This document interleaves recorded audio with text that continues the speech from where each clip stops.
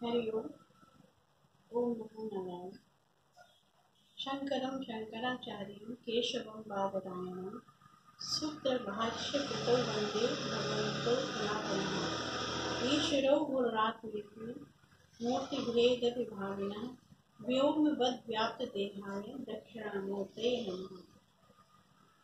भगवत्पाद पूज्यपाद आदि गुरु शंकराचार्य भगवान की पावन जयंती पर हम सभी सनातन धर्मावलंबियों को शत शत अभिनंदन प्रणाम करते हुए आदि गुरु शंकराचार्य भगवान की जो शांकर सिद्धांत है, उस सिद्धांत में हमारे अद्वैत वेदांत सिद्धांत प्रतिपादन हुआ है और वेदों की जो भी स्रोत है, स्मार्त है, श्रुति है, उन सभी का भाष्य आदि गुरु शंकराचार्य ने उस समय किया जिस समय सनातन धर्म एक बहुत ही आतंकियों अत्याचारियों के हाथ में हमारा राष्ट्र और भारत था।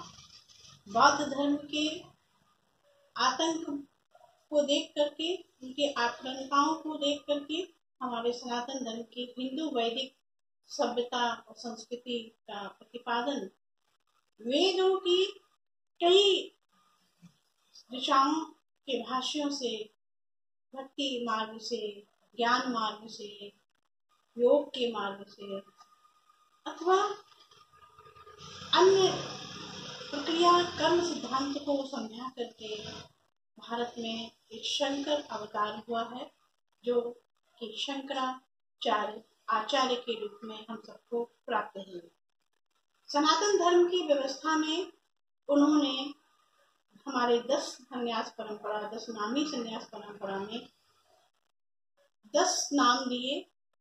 गिरि, पर्वत, अरण्य, वन, आश्रम, सागर, सरस्वती, इस प्रकार से 10 जो संन्यास परंपरा के नाम हैं, उन्होंने हमें अखाड़ों की ओर भी, जिससे साधु संत समाज हमारा सब व्यवस्थित रहे और अखाड़ों में भी शस्त्र और शास्त्र की शिक्षा को प्रतिपादन किया कि कोई भी संत वेशधारी, भगवा वेशधारी जो शास्त्र और शस्त्र दोनों की शिक्षा में पारंगत हों।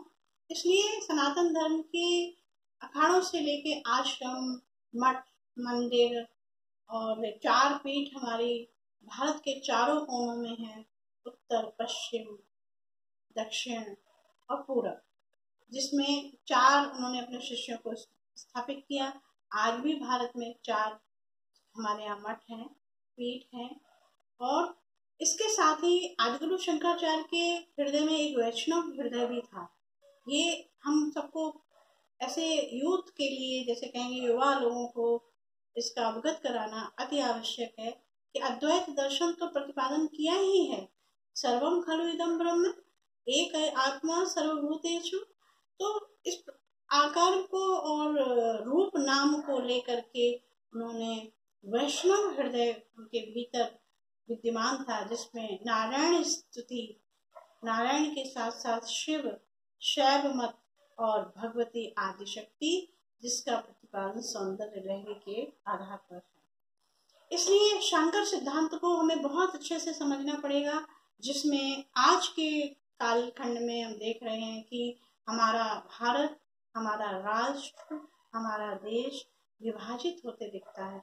आपस में ही ऐसे कह सकते हैं कि जातिवाद में है, भाषावाद में है, राष्ट्रवाद में है, संप्रदायवाद में, यहाँ तक कि अखाड़ावाद में भी।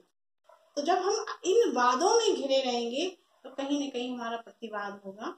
इसलिए हम वादों से मुक्त हों और जो एक सूत्र दिया एकात्म, हमें एक होने का, यूनिटी, जो हम सब आत्मा एक ही है, हम एक ही परमात्मा के अंश हैं, अलग अलग हम कार्य कर रहे हैं। जिस प्रकार से उपनिषद में कहा भी गया, ईशावास्यम इदम सर्वम यत् किंच जगत्याम जगत तेन त्यक्तेन भुंजीता मागधा कस्य धनम।